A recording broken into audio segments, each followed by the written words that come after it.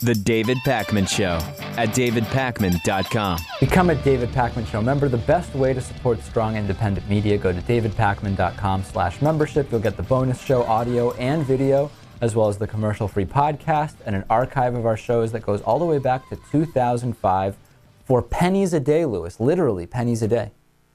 I can afford that. It's shocking, isn't it? Yeah. Lewis has how many memberships are you up to now? Like 13 million. Really? Yeah. You're going one for each person in Massachusetts, kind of. Pretty much. Is that the population in Massachusetts now? Probably lower. If you multiply it by 2, then it is. Oh, it's only 7 million? Yeah. Oh, okay. Yeah. Well, Lewis has 2 memberships for each person in Massachusetts. There you go. Doing my best. Congratulations. A workers group has released what's a shockingly short list of ethical restaurants. This is kind of disappointing. There is a group dedicated to the rights of food service workers called Restaurant Opportunities Centers United, and they put out this annual list of restaurants and how they treat employees. And a lot of these chain restaurants don't even meet the minimum requirements to be considered as a fair place to work, never mind actually even be ranked. So Darden Restaurant Group, which owns Red Lobster, Capitol Grill, Longhorn Steakhouse, and Olive Garden, comes in for special scorn from the ROC. And groups of Darden employees have actually gone to the ROC for help because there are so many cases involving discrimination, wage theft, so many other things, like asking employees to work off the clock constantly, saying, hey, come in for this extra thing here that we need you to do. And of course, that's not paid. I get irritated when a lot of people, even people we know, Lewis, suggest going to Olive Garden because it's really good Italian food. And the thing is, it's not even cheaper than going to a local, actual, good Italian restaurant. I don't understand the obsession with it. It's so bad. Everything is frozen and is just thawed. I'm pretty sure nothing is actually cooked there. It's overpriced.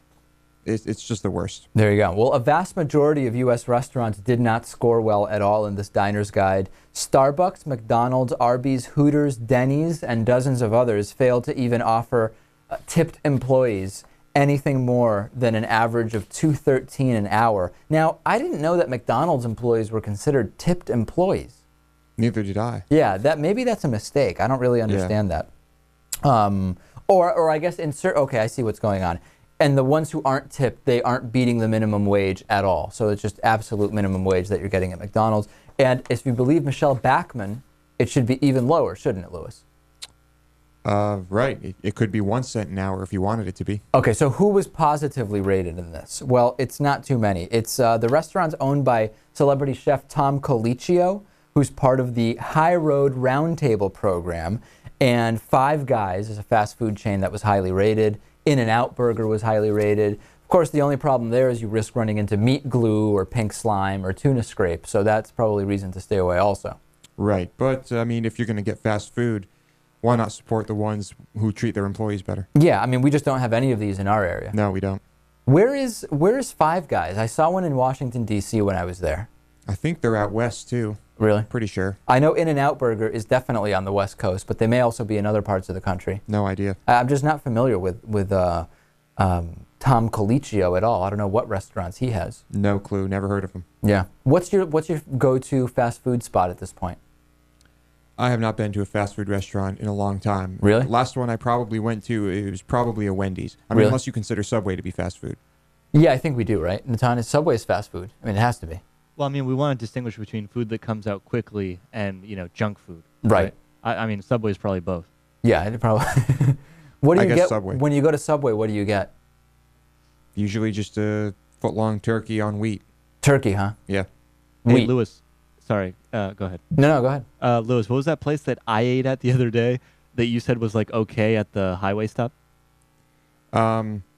Fresh City, I'm sure. Fresh it is. City. Yeah. Yeah. In Massachusetts, on the Massachusetts Turnpike, there are a number of these Fresh City locations. And what do they make, like burritos and stuff like that? Wraps, sandwiches, yeah. I mean, basically you're choosing between your normal fast food stuff like Sbarro, pizza, or McDonald's, and that. So obviously the choice is fresh. You know what concerns me about some of those places? At a lot of these places, you'll see like the McDonald's and then you'll see like Fresh City, for example, right next to it. But when you actually look behind, they're all connected, and the employees just go from one to the other. So if it's the same employees in the same location, can the food really be that much different because you're 5 feet over to the right? It's definitely different. You think so? Yeah. I'm not saying it's the Great. best food in the world, but Yeah. I mean, infinitely better than McDonald's. It has to be. How Yeah. could it be worse? Yeah. Okay.